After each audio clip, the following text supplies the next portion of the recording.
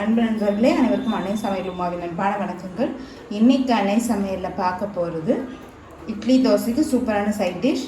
இதை ஒரு 5 நிமிஷத்துக்குள்ளே செஞ்சு முடிச்சிடலாம். வாங்க எப்படி செய்கிறதுன்னு பார்க்கலாம்.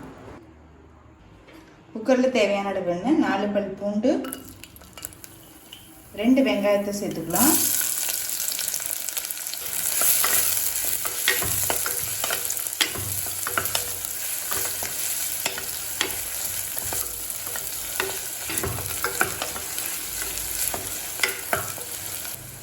அடுத்தது 3 தக்காளி போட்டுக்கலாம். தேவையான அளவு உப்பு,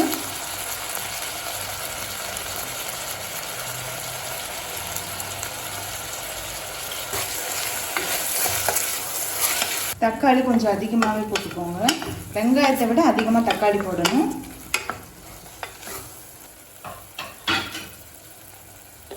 கால் டீஸ்பூன் மஞ்சள் தூள், 1 டீஸ்பூன் மிளகாய் தூள்.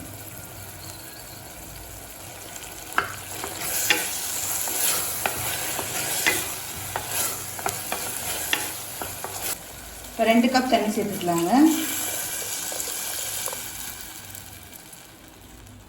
இப்போ மூடி போட்டு குக்கர்லேருந்து 2 விசில் வந்தோன்னே இறக்கி வச்சிடலாம்.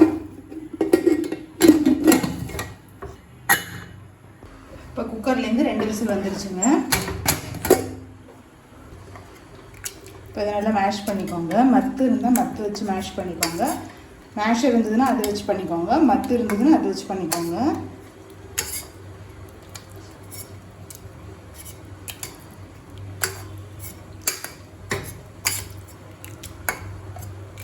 இப்போ கடையில் தாளிச்சுக்கலாங்க.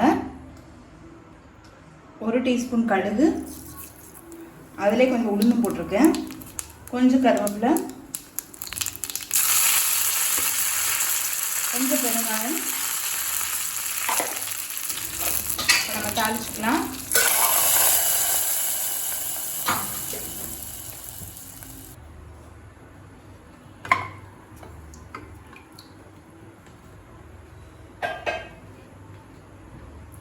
இப்போ 1/2 டீஸ்பூன் குழம்பு மிளகாய் தூள் சேர்த்துக்கலாங்க. இது நீங்கள் விருப்பப்பட்டீங்கன்னா சேர்த்துக்கலாம், இல்லைனா வேண்டாம்.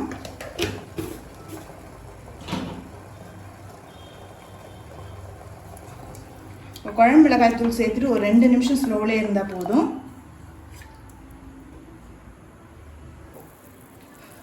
இப்போ குழம்பு மிளகாய் தூள் சேர்த்துட்டு 2 நிமிஷம் ஆயிடுச்சு. கொத்தமல்லி சேர்த்துக்கலாம்.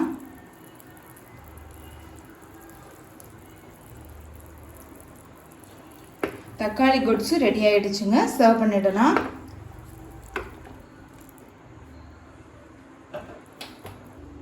சுவையான தக்காளி கடையில் ரெடி ஆகிடுச்சு. ரெசிபியை ட்ரை பண்ணி பாருங்கள், கண்டிப்பாக உங்களுக்கே பிடிக்கும்.